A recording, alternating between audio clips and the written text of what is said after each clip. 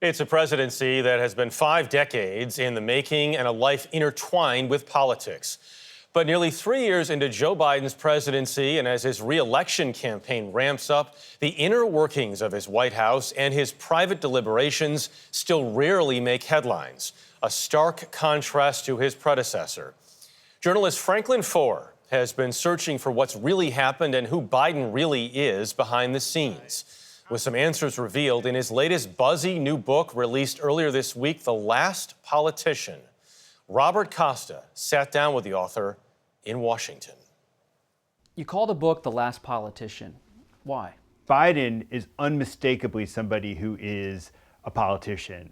And so his presidency is essentially a test of whether we're still able to use politics as a way of mediating our differences of opinion.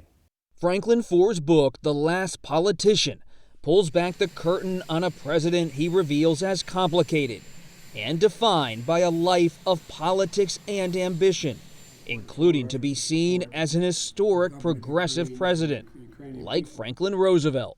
When President Biden links himself to FDR, do you find it credible? Well, FDR was a president who served 4 terms, who presided over a world war, and who shaped the American state in decisive ways that we still live with. And I think Biden has accomplished many important things.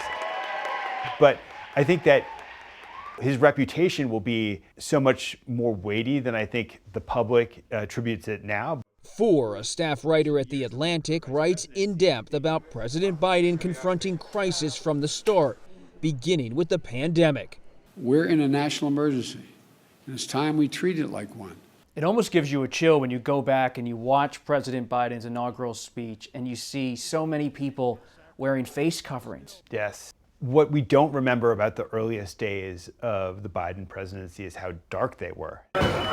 For Biden, January 6th and former President Donald Trump have also hovered from the start. When Biden entered the White House, he had a really strong theory of how he wanted to publicly discuss Donald Trump. That he felt he referred to him as the former guy. Wouldn't even say his name. Wouldn't even say his name. And Biden, I think, pretty successfully resisted taking the bait to challenge Donald Trump. Biden and Trump are now barreling toward a possible rematch next year. Yet much of Biden's presidency has also been marked by international strife, including his decision for the U.S. to leave Afghanistan. In August 2021, Foer recalls, quote, "The White House woke up to images of Afghans falling from the sky." Unrest and anger followed America's withdrawal from the war-torn country. But Foer writes the decision to withdraw was never a difficult one for the president. He felt like we were stuck in this zombie conflict and that we had to end it in order to pivot our resources and our attention to China, which is the genuine foreign policy challenge of the 21st century. Then early last year, Russia's invasion of Ukraine put the United States and especially the president in diplomatic crosshairs. We have to remember that President Biden has a lot more experience in Ukrainian politics than Volodymyr Zelensky does. And it was a very difficult relationship that took a long time to evolve. A year after the war started, Biden made a surprise in-person trip to Ukraine. 1 year later, Kyiv stands, and Ukraine stands. Democracy stands. I think Zelensky respects Biden probably more than he did initially. I think that he initially thought of him as a somewhat weak character, and he wasn't sure that he was a stalwart ally. Then I think that Biden was skeptical that Zelensky was using his emotional appeals to the public in the West to draw the West into a conflict with Russia that was more intense, more uncontrollable than he could tolerate. Our democracy. And be it foreign policy or domestic, Foer concludes there is a deep friendship between former President Barack Obama and Biden.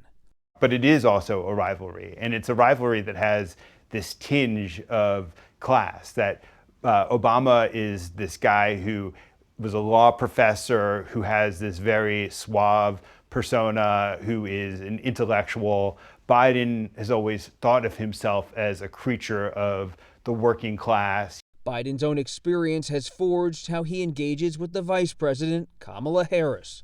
I think the vice presidency is an inherently hard job, but probably even harder than being vice president is being a former vice president's vice president. And Obama would talk about my vice president.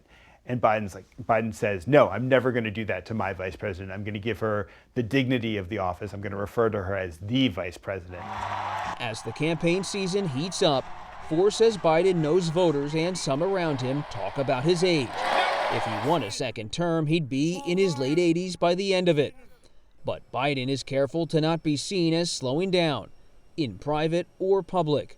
So there are two fundamental facts about the guy. One is that throughout his entire career, he has been underestimated. That sense of underestimation has always been the thing that has propelled him forward.